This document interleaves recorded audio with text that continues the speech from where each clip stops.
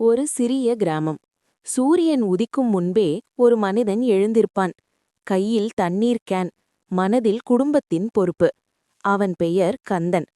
பலர் சொன்னார்கள், இது சின்ன வேலைதானே. ஆனால் கந்தன் நினைத்தது வேறு. அவனுக்கு இது வியாபாரம் இல்லை, சேவை.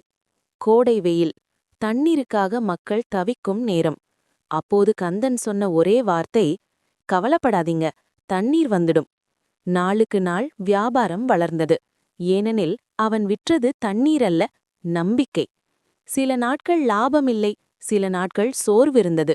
ஆனால் மனம் தளரவில்லை. ஏனெனில் கந்தன் தெரிந்தவன், தண்ணீர் போல வாழ்க்கையும் ஓடினால்தான் உயிர். இன்று கந்தன் பெரிய பணக்காரனில்லை, ஆனால் பல குடும்பங்களின் வாழ்க்கை ஓட காரணமான மனிதன்.